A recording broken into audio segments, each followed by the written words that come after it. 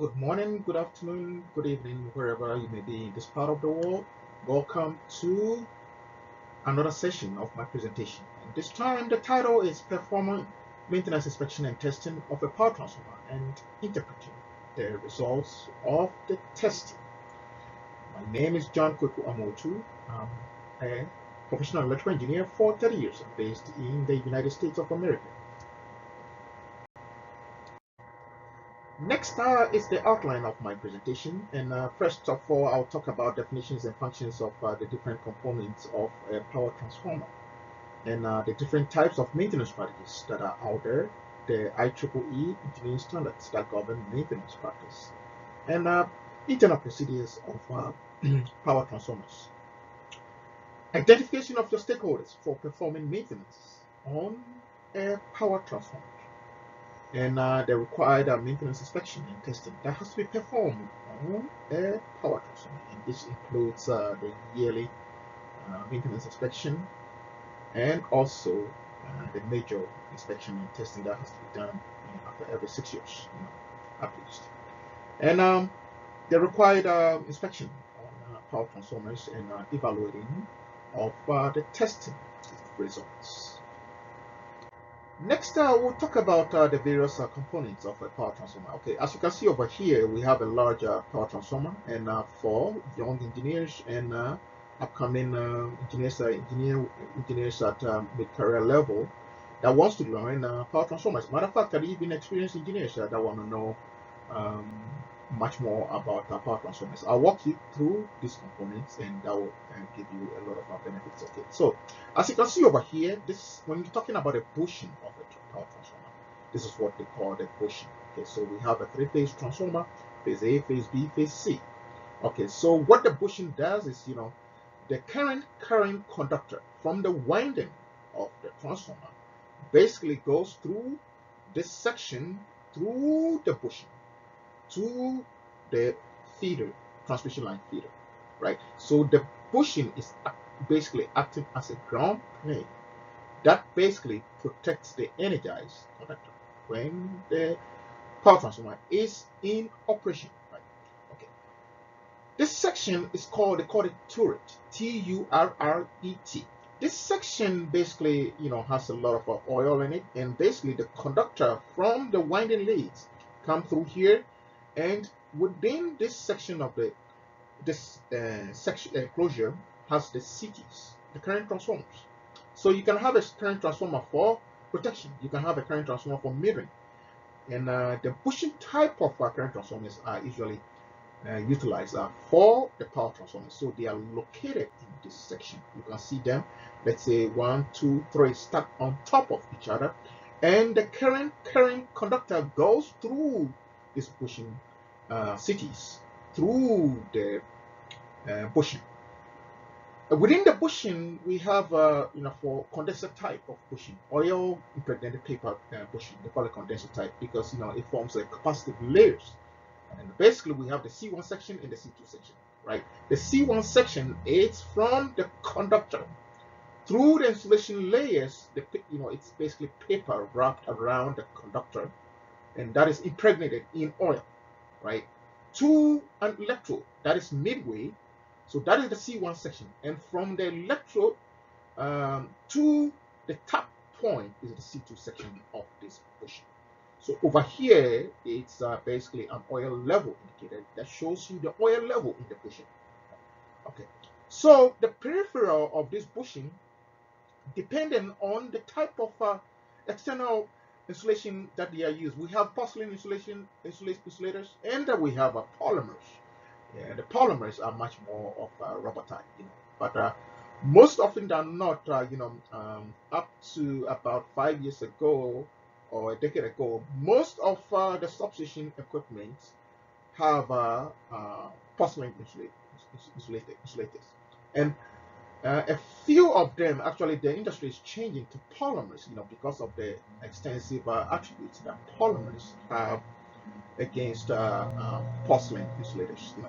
A typical example of advantages of polymer insulators are hydrophobicity. They have the hydrophobic capability to form beads, right? It doesn't allow water layers to form on the outer skirts of the insulation, right? So that capability basically helps them to mitigate contamination on the peripheral surface of this bushing.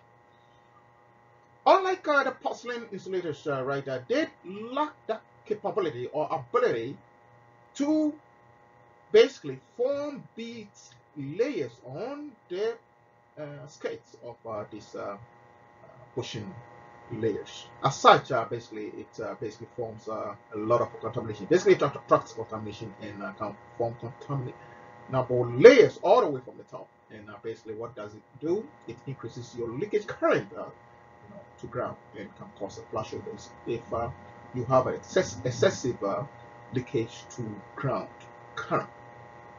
Okay, so this one is the main tank for the transformer, right? Okay, so the active part basically consists of the coil and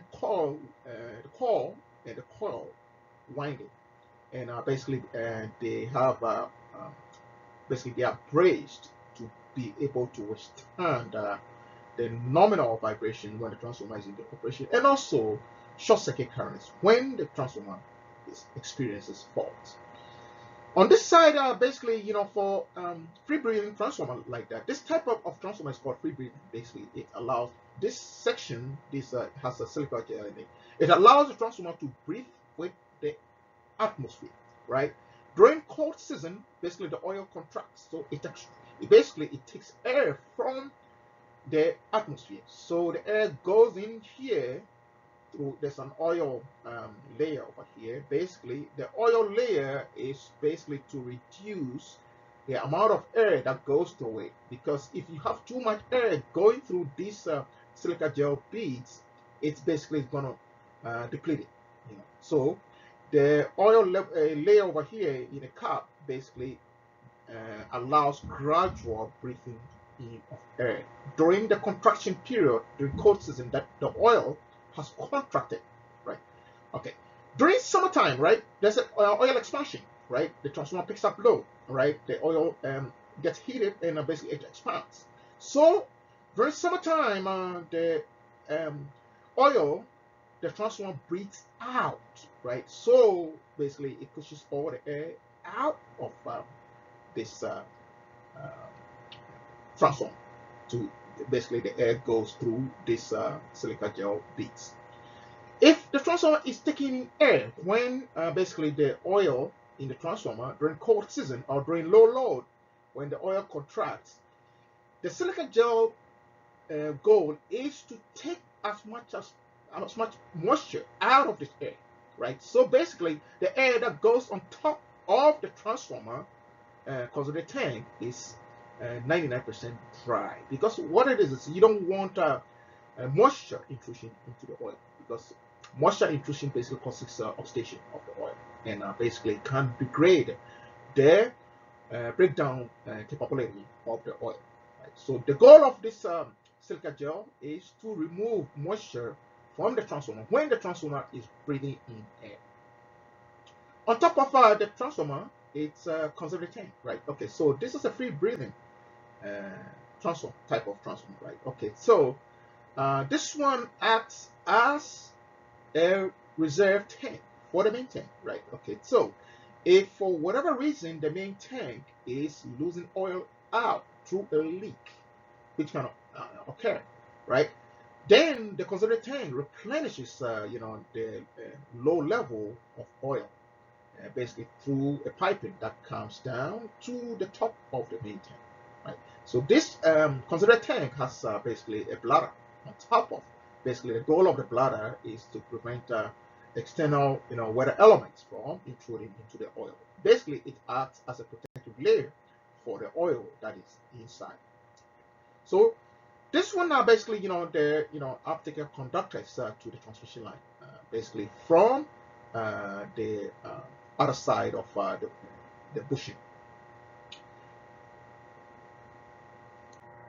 Next is an up-close picture of the transformer. As you can see, the previous slide shows you the transformer from a little bit distant, but this one is an up close. So like I indicated, these enclosures, section of these enclosures are called turret, Turret, and this has basically the transformer current transformers, the bushing type current transformers. So the leads from the winding, basically from the high voltage winding, comes through this enclosure through the center of the current transformers. These are bushing types.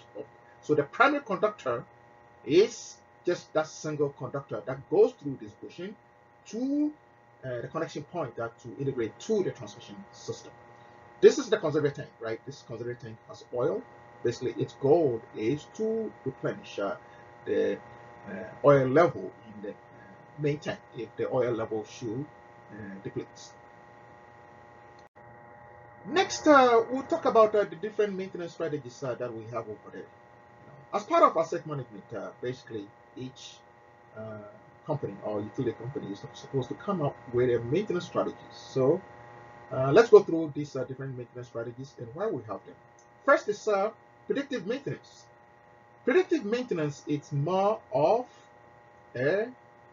performing visual inspection, just like you go to on a yearly basis, on a monthly basis, on a semi-annual basis. You go to the power transformer, walk around, and basically to identify any malfunction, defect, or imminent failure that is coming to the transformer. This is called predictive maintenance. A typical example of a predictive maintenance strategy is infrared tomography.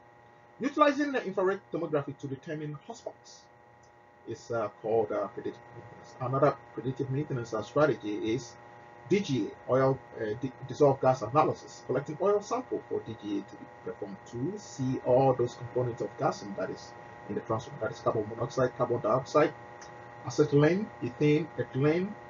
Yeah, this is called predictive maintenance. And also oil quality testing, collecting oil samples for oil qualities and chemical composition, and that is moisture content, breakdown voltage, and power factor, acid content, interfacial tension.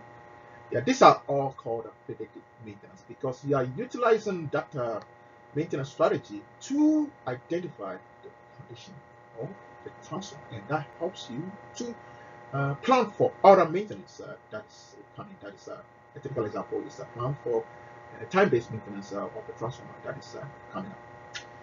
Next is run to failure. Run to failure, it's implemented when you have basically non-critical equipment. The typical examples are small motors that you have, right? If you have a small motor, you can have that strategy, and basically let the equipment run to failure until it fails. If it fails, basically you should have spares and should be able to replace it. One disadvantage of this is basically your spare inventory basically becomes large, and basically it increases your costs, right? Because you have to have spares for these motors if they should fail, because you don't know when they are going to fail, and you should have the spares in your inventory. So basically, it increases the inventory cost and also maintenance costs as well. Next is time-based maintenance. Time-based maintenance has basically periodicity in it, basically time frequency. So let's take a typical example of major maintenance for a power transformer, where every 6 years basically you have to take the transformer out of service and perform this time-based maintenance. So time-based maintenance is more of a planned maintenance, where basically you plan all the resources, everything that you need based on the frequency to remove the equipment out of service and perform that maintenance. During the time-based maintenance, you can perform predictive maintenance, that is visual inspection as well. So a lot of these maintenance strategies basically come, one or two can be done at the same time. Next is corrective maintenance, right? Okay, so this is a typical example where during time-based maintenance, you identify a defect or an imminent failure of a component of the power transformer, and that is when you can implement corrective maintenance. For instance, during the time-based maintenance, you find an oil temperature indicator, a winding temperature indicator that is defective, an oil level gauge that is defective, a sudden pressure relay that is defective. So this is the time that you need to implement the corrective maintenance and basically leverage on the time that this power transformer is out of service and implement the corrective maintenance. Also, corrective maintenance can occur during basically on a day-to-day basis. Let's say if providing response to day-to-day operational challenges of the power transformer. Yeah. For instance, if you have a hotspot, right, basically through infrared thermography, and then you need to implement that corrective maintenance, and basically that is when, based on the grading of the or degree of temperature rise, you can basically take the transformer out of service and basically implement the corrective maintenance. Another example is basically on oil temperature indication. If you have an oil temperature indication that is defective, then basically you can put in the material request to purchase a replacement of that, and basically replace it during plan for that replacement during an outage that comes up, and basically leverage on that outage. Next is condition monitoring. Condition monitoring is basically technological devices that can be installed on these power transformers. A typical example is for condition monitoring is dissolved gas analysis. So you can have the 2 gas, the 5 gas, the 7 gas, and the 9 gas. Of later, I think quite recently we have the 9 gas. Okay, so basically you install this online DGA that basically it's able to identify the gas and content of the oil and basically provide that output data to you through a SCADA system or a local HMI that is local to the substation that the power transformer is located. You can also have a condition monitoring device for a bushing, right? So what the condition monitoring device for a bushing does is basically it measures the capacitance in the C1 section of the bushing, and also the power factor, the tan delta in that section. Basically, the tan delta is the power factor of the paper insulation and also the oil for an oil impregnated paper or condenser bushing, and also the capacitance C2 of the C2 section and the power factor of the C2 section. It also measures the leakage current due to contamination on the bushing as well, and also the watts, the calculated watts from the leakage current. So basically, this condition monitoring provides an insight to you to perform time-based maintenance as well, right? Okay, so based on the measured parameters that is provided to you by these condition monitoring devices. Next is the condition-based maintenance, right? Okay, so condition-based maintenance is all based on the asset health condition of the power transformer. Okay, so this one requires a lot of analysis, right? Evaluation of the existing maintenance inspection and testing records, right? Evaluation of the spare inventory, evaluation of your vendor support, and evaluation of any condition monitoring parameters that you have. Right? Based on that, on the evaluation of the inspection and electrical testing, evaluation about the condition monitoring information that parameters that you have, and also oil samples that you have collected sent to the lab for testing of DGA and oil quality, you can decide to basically extend the maintenance interval. Let's say for a power transformer that is basically scheduled for a time-based maintenance of 6 years. Based on the condition that you have analyzed on the transformer, you can extend the maintenance from 6 years to 12 years. So what does it do? Basically, it results in reduction in maintenance cost in terms of manpower, right? Okay, basically you can utilize the manpower resources that were supposed to perform the scheduled time-based maintenance and utilize them for other activities, basically. So it helps with the optimization of your manpower and also reduction in maintenance costs, and also it improves the availability of the power transformer, providing power to critical customers as is required. And also the last piece is just providing additional revenue whilst the transformer is in service. Next is a reliability-centered maintenance. Okay, so reliability-centered maintenance is an optimization of all these types of maintenance strategies, right? Okay, so based on the criticality of the power transformer, its location in the power system network, the type of customers that it is providing power to. Are they critical customers? And also the economic piece, right? The amount of revenue that if this transformer is out of service, what is going to cause loss of revenue. Right? So all the, and also the consequence of its failure, right? Oil spill, environmental concerns, safety part, all these are analyzed, and based on that, reliability centered maintenance is implemented. Just like condition-based maintenance is implemented based on the asset health index. You perform all the field inspection, right? All the maintenance records, then basically determine the asset condition score based on the list of parameters of the power transformer. The list of parameters are basically identified based on a failure mode analysis of the power transformer.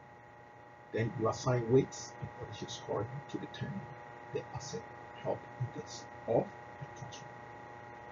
So, in determining the maintenance strategy of a power transformer, these are the criteria that you consider.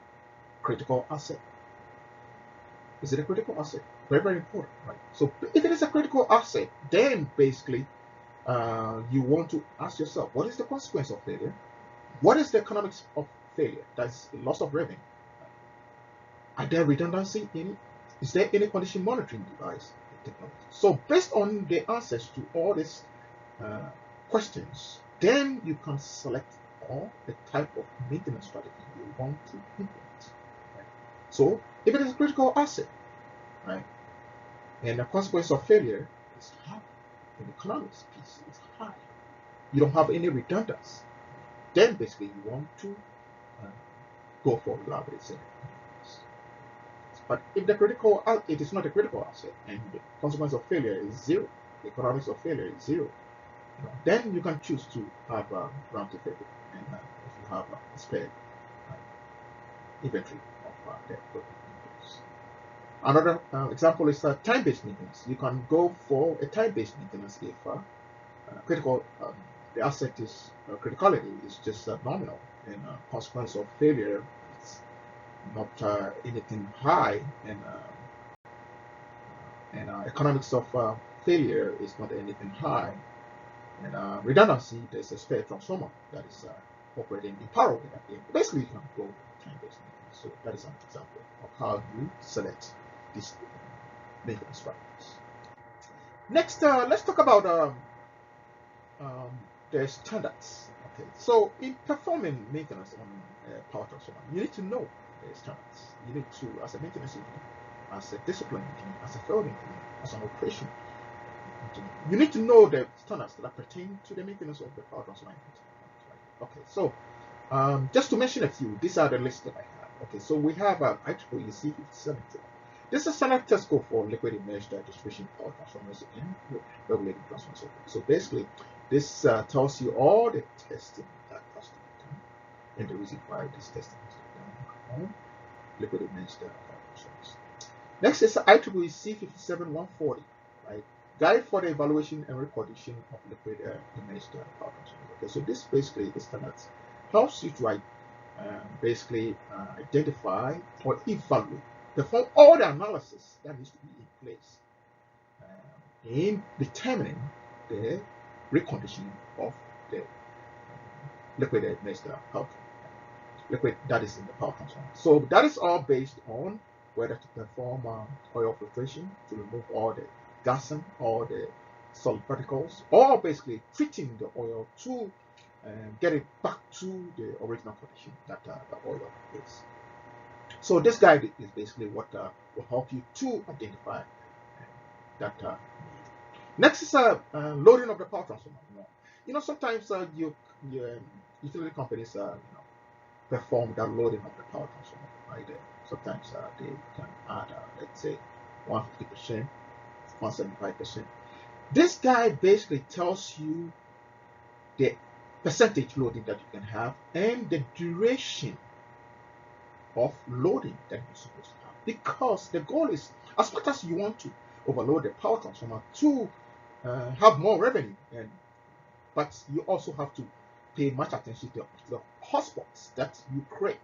Because, I mean, loading the transformer, overloading the transformer basically creates hotspots. And these hotspots are the ones that basically deteriorates the paper insulation and also the mineral oil of the power transformer.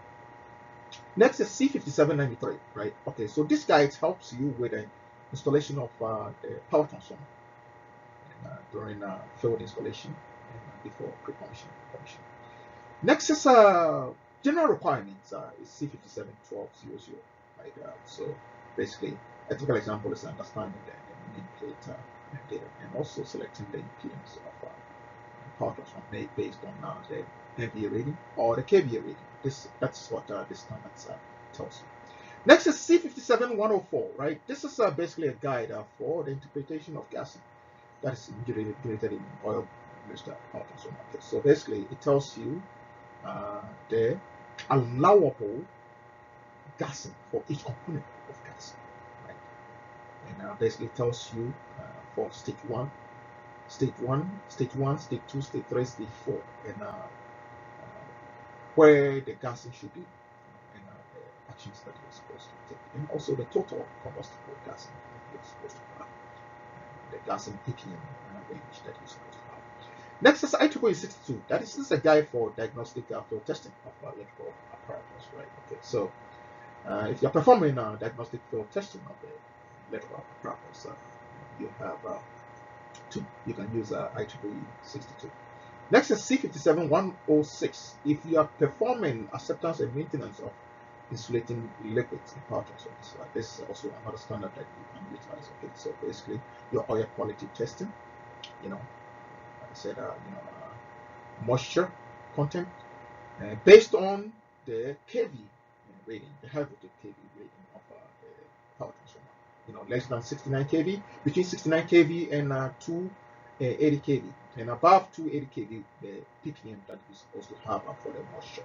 Then also the breakdown voltage in terms of kV that you're supposed to have for each category of power transformer that you're supposed to have. Next is the interfacial tension, IFT, and also the acidity content of the oil that you're supposed to have, and also the power factor of the oil that you're supposed to have. So these are a little bit of the testing, the oil quality that can be done. And also for the DGA and the gas, we can have carbon dioxide, carbon monoxide, acetylene, ethane. Yes, just to mention a few. These are type of gases that you can have in the power transformer during its nominal operation, steady state operation, and also during power operation. Next is reclamation of the insulating oil, right? Okay, so IEEE 637. Like I said, if your oil is oxidated, very, based on your testing results that you have, the dielectric breakdown voltage and also the power factor, then you can decide and also your gassing content. If you have a lot of gassing, combustible gassing, then basically you can reclaim your insulated oil, and this standard tells you the processes and all that you have to do to reclaim the oil. Also, IEEE C57139 talks about DGA for low tap changes. Low tap changes have a different category of gassing and criteria, and a lot of these are listed by the manufacturer in their instruction manual. Yeah, the low tap changes have in analyzing the DGA is different from the main tank because of the contacts basically go through a lot of arcing, right? And that arcing, depending on the type of tap changer, can contaminate, can create a lot of acid when the gas inside the oil. Next is application of monitoring to power transformers. So basically, if you want to install a bushing monitoring device on a bushing, then you can. This standard helps you to identify all the parameters that basically you need to measure. And also, if you want to install a DGA, this standard helps you. The 2 gas, the 5 gas, the 7 gas, and the 9 gas.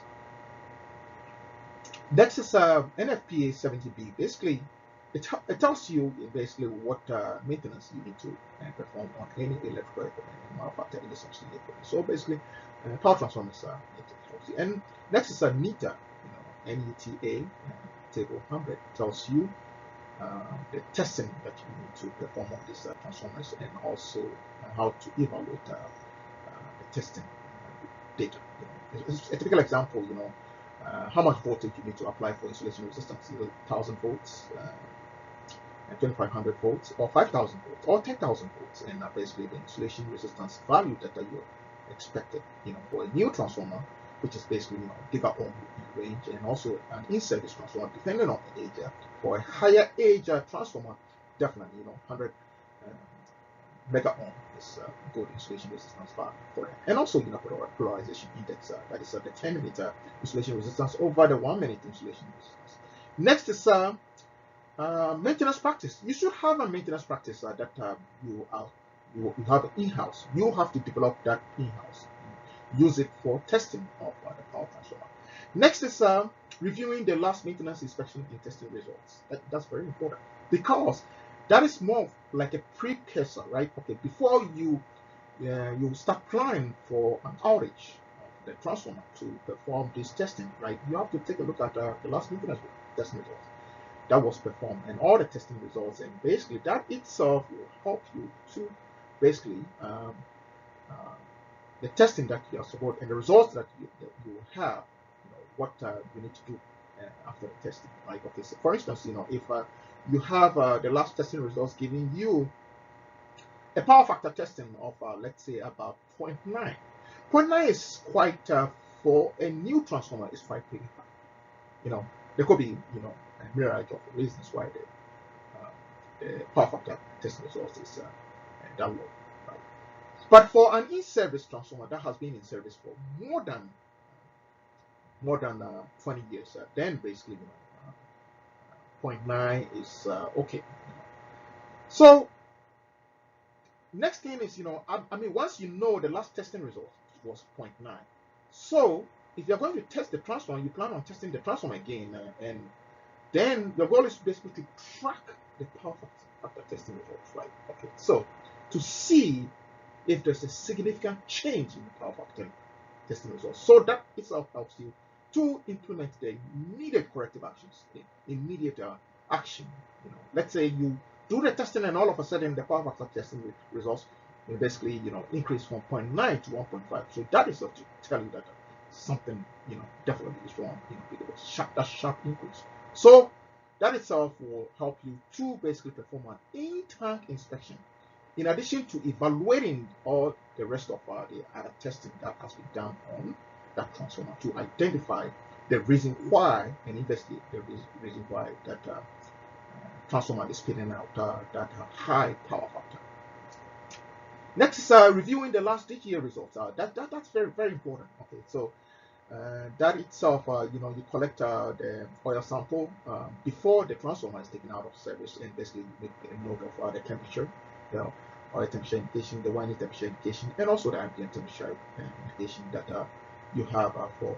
And basically, the goal is basically to it helps you with to determine analysis to determine the condition of the transformer, and also comparing the last testing results with the current one that we have.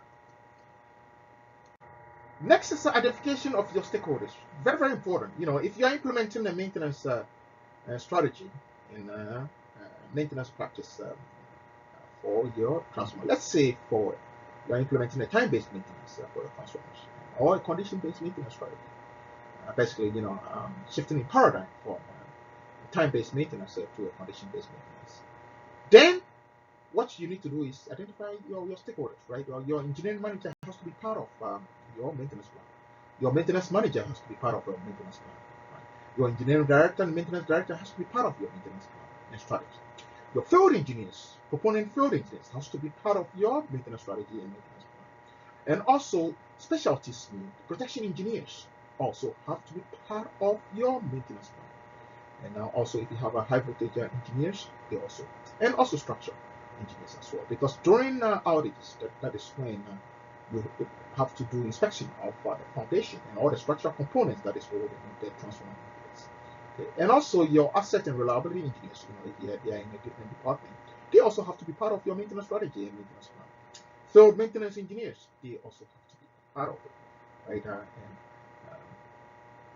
other so maintenance engineers that are located at other component facilities, they also have to be tied into that. Field operations, very, very important, because they're the ones that basically that you have to collaborate to identify and implement these outcomes. Next is maintenance craft, electrical technicians and relay technicians.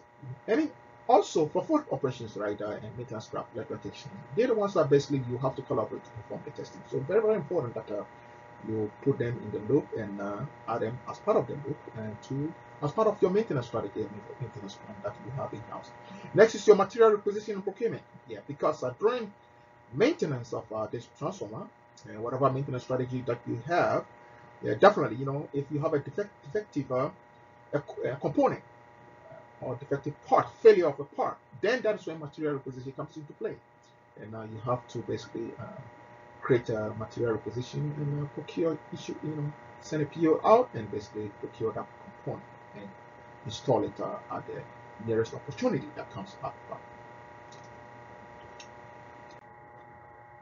Next, I'll walk you through all the maintenance inspection and testing that has to be done. Okay. The first one is tense ratio, right? Okay, so the tense ratio gives us an indication of temperature shorts, and if you have a loose string and a tap to the connection problem, the tense ratio results will give you if it deviates from what is shown on the nameplate and what is shown in the factory acceptance test. Next is insulation resistance, right? Insulation resistance basically tells us the level of contamination in insulation and deterioration based on the measured results. Like, okay, for a new transformer, we are expecting about more than a gigaohm, or 100 gigaohm, or 10 gigaohm of insulation resistance. For a service age power transformer, about 100 megaohms is acceptable.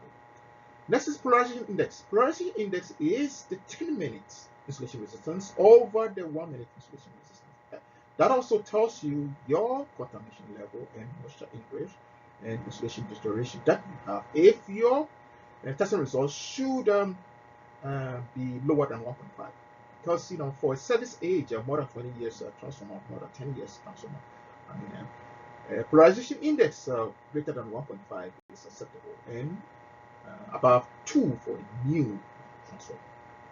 Next is the capacitance and time delta, right? Okay, so this tells us the level of insulation deterioration and also the integrity of the winding arrangement and the bushing, right? Okay, because the winding arrangement made of insulation, the conductor, the insulation, paper insulation, and the oil insulation basically forms capacitive layers, right? Okay, so you are measuring the straight capacitance and basically the high voltage capacitance to ground, and the low voltage capacitance to ground, and the high voltage capacitance to the low voltage, right? Okay, so if these capacitance values deviate from the nameplate capacitance values for more than 10%, then that itself gives you an indication of an internal problem with regards to the winding array. Same applies to the time delta, the power factor, right? If you have a power factor value that is basically more than 1%, then that itself tells you the severe contamination and moisture ingress that you have. For a new transformer, expected values is about 0.5%. For a new transformer, up to 1% is acceptable. Next is extension test, right? Okay, so that itself tells you a good indication of a shorter term and also defective lamination. These laminations of the core are built with insulation between them, right? Okay, so as this insulation basically insulation between these laminations basically degrades, then basically it causes a shock in between these laminations and basically can result in circulating currents. And also if you have poor electrical connection, let's say if you have a poor electrical connections from a winding ladder to a bushing basically that can result in high excitation current, and also lamination, insulation, and core grounding and winding problems and tapping the problems. Excitation test will basically give you an insight into all these problems that are occurring. Next, impedance, right? Impedance basically is a measure of the active part component arrangement, the way the windings are arranged. That is how the impedance, basically leakage flux that flows in between these arrangements. Okay, so if there's any deviation or damage to the transformer, the impedance is going to change. Okay, so you are measuring the impedance and basically comparing it with the nameplate data and the factory acceptance data. Next is winding resistance testing. Basically, a goal is basically to check for loose connections on the cap changer integration, and also if there is high contact resistance and also damage to strands of your turn. Next is the impedance, right? Okay, like I indicated, you measure the impedance and you compare it with the nameplate, and your winding resistance similarly. Pushing C1 capacitance testing, pushing C2 capacitance testing. Okay, so like I indicated that for an oil impregnated paper for the submission, right? Okay, so you form capacitive layers based on the paper that's found, with insulation in between. So you form capacitive layers. So you are measuring that capacitance C1, C2, and the tandem power for the C1, C2, and comparing it with the nameplate data. And next is the core to ground insulation resistance. Okay, so the core of the power transformer has insulation in between the lamination layers. Okay, and also this grounding is basically brought to the outside of the tank, for it to be measured. Okay, so that itself tells you or gives you an indication of an unintentional ground that is existing inside the power transformer. Next is sweep frequency response analysis. Okay, so this testing is performed, and the goal is basically to check your plots with your basically your fingerprint or your baseline that was measured during the factory acceptance testing. During the factory acceptance testing, right, your fingerprint. So a typical example is a plot of the fingerprint of the sweep frequency response analysis, and it tells you all the arrangement based on between all the way from the core all the way up to the high voltage. So if there's any deviation from this plot, it tells you that the active component that is internal to the transformer, whether there's damage due to a proof or damage due to shipping. That testing will give you that indication. Next is I indicated that right before you take the transformer out of service, right, you want to collect oil samples, right? You collect the oil samples and make sure that you have the temperature, the oil temperature that you took that sample, the winding temperature that you took that sample, and the ambient temperature that you took sample, and the humidity of the aperture that you took the oil sample. Because the goal is basically to send that oil sample to the lab for oil quality testing. And when they are performing the oil quality testing, these are the list of testing that they perform. They are performing moisture, oil breakdown voltage, or dielectric voltage, or power factor, or interfacial tension, and acidity, or neutralization, and Furan analysis. Furan analysis usually is done on basically that's an indirect way of measuring deterioration of the terminally upgraded paper of the power transformer, right? Okay, so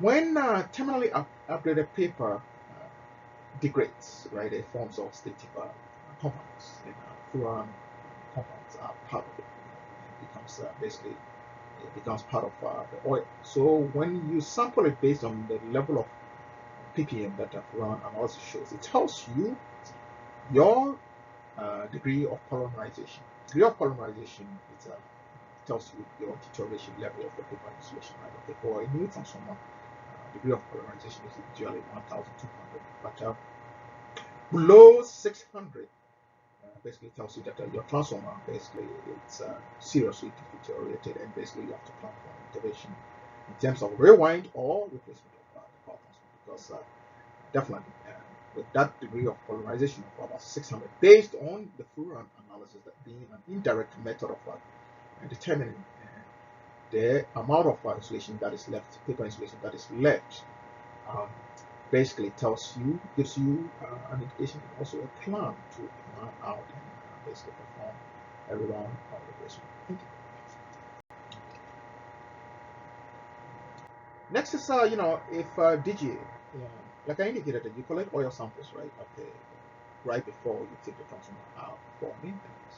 Right? Also, if you have a transformer that is subject to the fault, through fault, or close-up fault, right?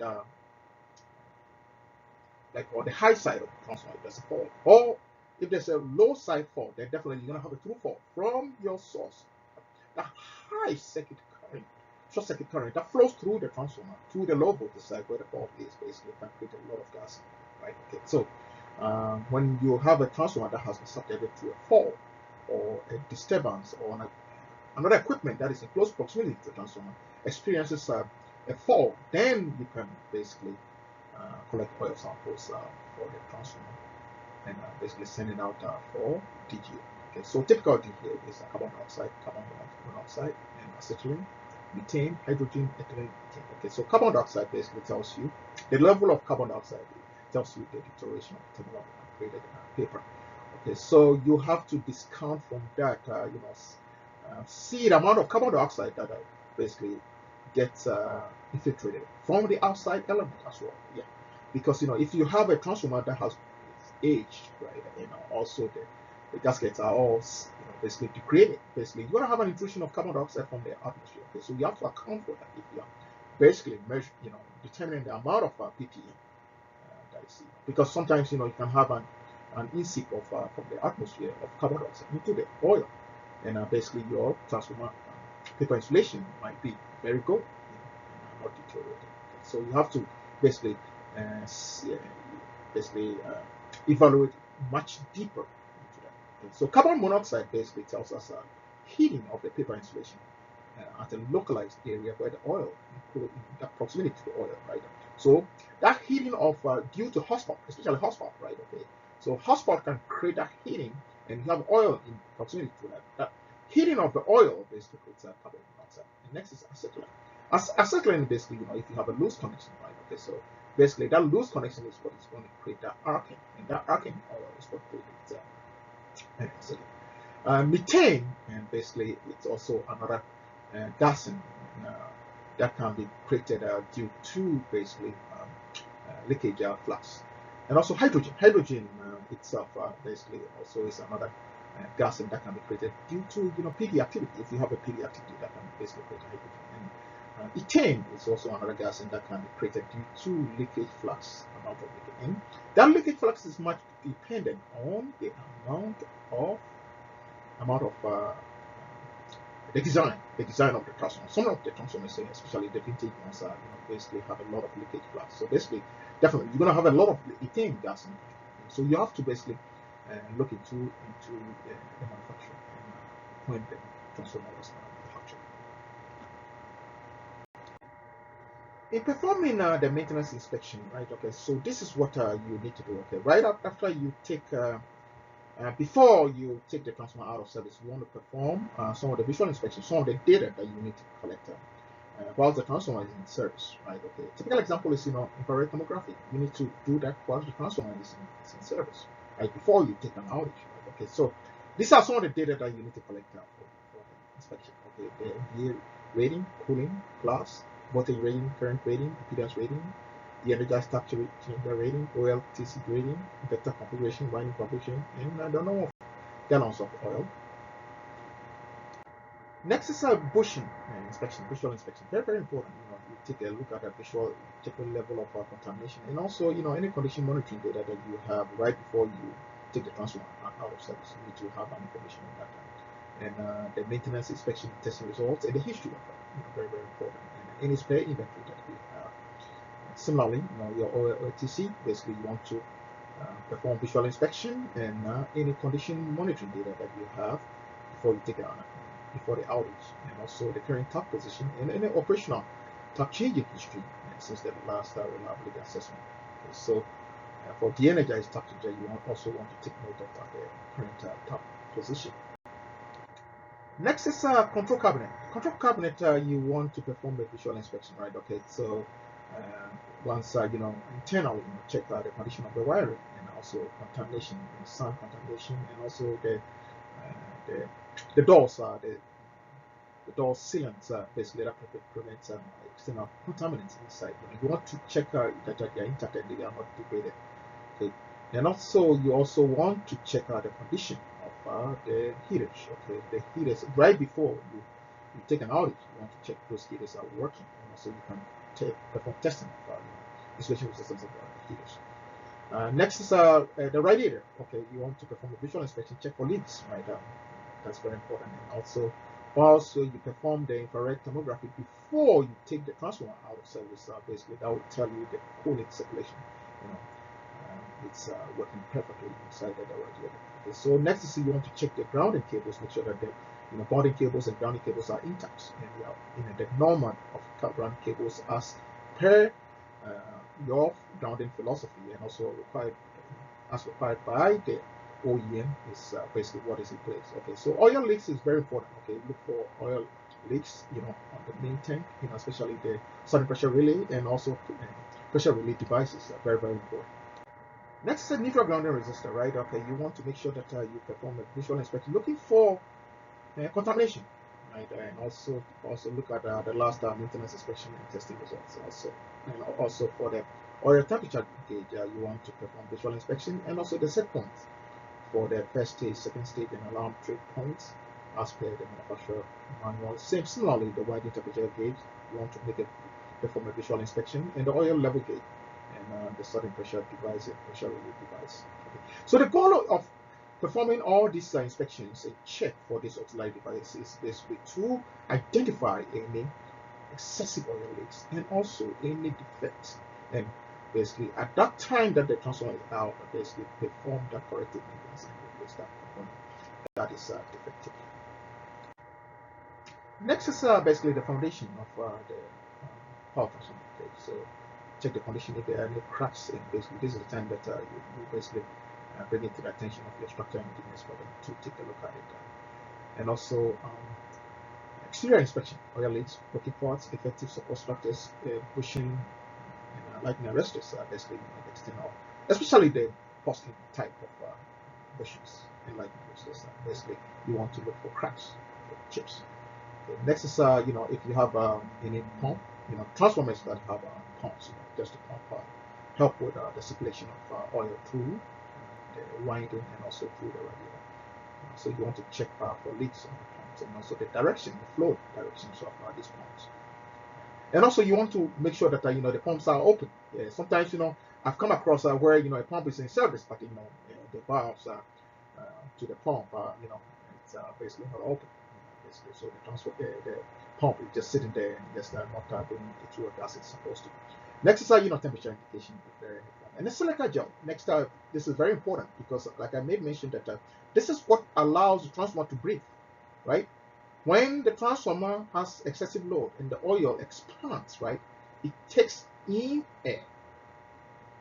No, it breathes out, sorry, correction. It breathes out air, right? It pushes air out of the atmosphere. Right? Then, if the transformer oil contracts, then it breathes in air. Okay, so that air has to be dry. And it's this silica gel that dries the air before it gets into contact with the oil. Next is that piece of performing infrared thermography, right? Okay, so you want to make sure that you perform that before the transformer is taken offline. And basically, you want to make sure that it's done early in the morning. Very, very important. And also, the loading of the transformer is about 70%. Yeah, because with that amount of load, that is when you can do good thermography. So this, good one of performing infrared thermography. So as you can see over here, you can see the cooling fans, right? It tells you that. So as you can see some dark spots, right? So that tells you that this cooling fan is not working right. Either it's defective or has failed, right? And also that section of that radiator, maybe there's some clogging there. Okay, so that is why you are seeing that dark spot. Okay, so all the hot spots that you see will tell you an indication of a problem that is going to manifest with the problems. Next, you can also perform ultrasonic and non-contact PD activity, right, to identify any PD activity that is internal to the transformer. Then also corona activity, to the connection point, the bushing connection point. Because the bushing connection point where there's an insulator, right? Basically, those you have high voltage right there, and you have a bushing. So those areas are very stretched areas where the electric field intensity is so high and excessive, right? So the goal is basically to perform this current activity. And a lot of transformers are based on the voltage level. Let's say if you have a 230 kV high voltage transformer, basically it's going to have a corona ring to mitigate this corona activity. And what it does is The coronal ring is what degrades the electric field stress around that area. Next, evaluation of the testing results. That's an important piece of this presentation. Right? Okay, so you have a test ratio testing. Right? Okay, so the test ratio testing, what you measure, you compare it with the last time the transformer was tested during maintenance or during an outage that you basically leverage on, or the site acceptance testing, pre-commissioning testing, or the factory acceptance testing, design ratio testing. Okay, so you compare these, and it shouldn't deviate with plus or minus 0.5%. If there's any deviation greater than that, then that tells you internal problem between the strands of the tanks or the coils of this broken connection somewhere. And basically, you have a broken connection between the winding leads and the tap changer, the pushing connections, and also the tap changer problems. You have connection problems there. So, test ratio testing results that deviates from the listed criteria. These are the problems that could come from inside the transformer.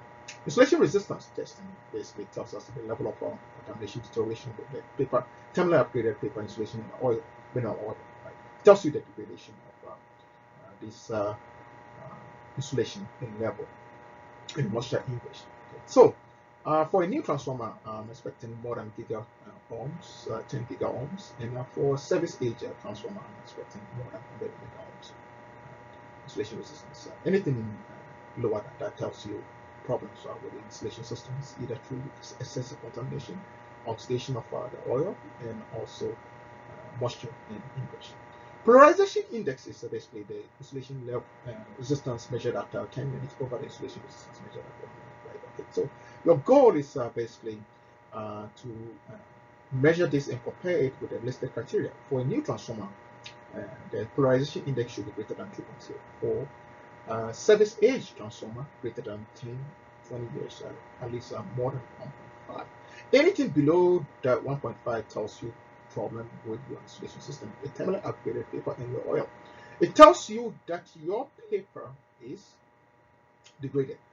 Basically, your insulation system, paper and oil is degraded, and basically you have to look into that. It's a level of contamination and level of deterioration, and also level of moisture integration. Next is the capacitance layer, capacitance testing, right? Okay, so like I indicated, you have a conductor, right? And you have thermally upgraded paper insulation wrapped around this conductor, and you have oil outside, right? Okay, so this forms the capacitance, right? So what you are measuring is the straight capacitance, the capacitance that is formed by this insulation and the straight capacitance, right? And you are measuring the high voltage winding capacitance to ground, the low voltage winding capacitance to ground, and the capacitance in between the high voltage to the low voltage based on the insulation arrangement internal. So you are comparing your measured capacitance to the last time capacitor testing was performed on this transformer. The site acceptance capacitance testing, your pre-commissioning testing on the capacitance, and also during factory acceptance testing, capacitance testing was performed. And you can even go to the extent of checking for the design capacitance. Next is the power factor testing. And basically, your power factor testing is you are determining, you are measuring the level of contamination, level of moisture ingress, and the level of deterioration of your insulation system, paper and oil, and the integrity of the insulation system. Okay, so anything greater than 1%, for service age transformer basically tells you there's a great problem inside that you need to do other testing to confirm it. Anything for a transformer, new transformer, it has to be about 5%, up to 0.5%. Okay, so anything more than that tells you you have a problem. Extension test basically measures, the deterioration of your lamination, your core integrity, right? And also your winding needs connection to the bushing, and also your tap changer needs connection to your tap changer, your tap changer connection contacts, right? Okay, so if reviewing the extension test, right? Okay, you look at your extension current that is flowing through the core. The outer limbs should have the same milliamps of current. Right? The middle limb should have something higher than that. Okay, so Anything deviating from that tells you you have problem internally with your core deterioration of your core, shorter core, and also you have shorter turns, shorter strands, connection problems inside the transformer. Next is impedance. Okay, impedance basically tells you your arrangement of your internal components of your winding, paper insulation, cardboard insulation, high density paper insulation. Okay, so anything that deviates through damage or through fault, that basically damages the active component, moves it and basically shifts it. Right, your impedance is going to change, and this is when it manifests in the impedance measurement. Okay, so the measured impedance is compared with the last time the impedance testing was performed, and also your site acceptance impedance testing, pre-commissioning testing, and the factory acceptance testing. You can also go to the extent of comparing it with the design impedance testing. Okay, in evaluating the impedance, it shouldn't be more than plus or minus 7.5%. Anything greater than that tells you there's a problem, and basically you have to basically one of the testing that you can do is SFR testing to basically verify that change in the active component. Next is your winding resistance, right? Okay, the winding resistance basically what you are doing is that it shouldn't deviate in between each phase. Shouldn't deviate more than 2 to 4%. Any deviation greater than that tells you you have internal short, you have broken strands, you have open circuits, you have a connection problem with internal to the transformer. Next is a bushing C1, C2 capacitance testing. Basically, it tells you your capacitive layers of your bushing, your paper insulation, your insulation ink that is in the paper insulation basically is degraded, and basically also your oil around the paper is degraded. Next is your power factor. Basically, if anything greater than 0.5% or anything greater than 1% for a certain stage transformer tells you you have an internal contamination in moisture ingress into your paper and oil in your bushing. So the last slide. Okay, so collecting oil samples for testing of the oil physical and chemical quality testing is one of the most important, and by far the most important tool to determine the health condition of the power transformer. Very, very important. One of the indicators also to determine the deterioration of the condition of transformer cellulose. Paper insulation, thermally upgraded paper insulation is made of cellulosic layers, right? Okay, so compounds. Also your oil insulation and bad electrical conducting, which basically can result in integration of acetylene gas. And also, if you have a poor impregnated paper insulation, it will generate a hydrogen through the PD activity. And also, if you have indication of phosphates through basically carbon monoxide generation, and again get a PD activity through hydrogen. So that itself, whilst the transformer is in service, right, gives you a good indication of the health of the transformer. So if you have moisture, right, okay, so like I said, if you have moisture ingress, depending on the high voltage rating of the transformer, right, you can have basically there's a criteria, right? Okay, so there's a criteria for a transformer with a high voltage of 69 kV below. It's a ppm that you're supposed to have at the 32 ppm also moisture, and in between 69 kV to 80 kV, I think you're supposed to have about 25, 26, and greater than 230 kV to 80 kV, you're supposed to have about 20 kV. The next is your oil breakdown voltage. Okay, that also is tells you, and it's much dependent on the high voltage of the transformer, the rating of the transformer. Okay, so that itself is also categorized. I think for transformer that has 230 kV and about you're supposed to have about 20 kV oil breakdown voltage. So no, I take it back. I think it's about 52 kV oil breakdown voltage. Next is your power factor, right? Okay, so you basically aim it for a new transformer. It's supposed to be 0.5%, service age 1%. Anything greater than that tells you you have a problem. Next is interfacial tension. Basically, it tells you the tension that is formed on the surface of the oil right? Okay, and a lot of times contamination, oxidation basically degrades negative pressure tension. Okay. Then acidity, acidity basically forms from oxidation of the oil, and basically it degrades the neutralization.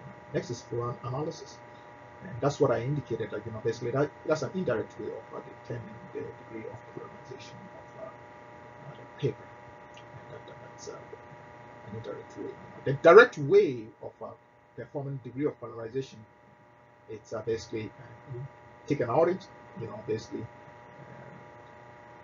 remove the top of the transformer, go inside and remove paper, insulation from different areas of, like 3 or 4 areas of small papers, and basically send it to the lab for testing.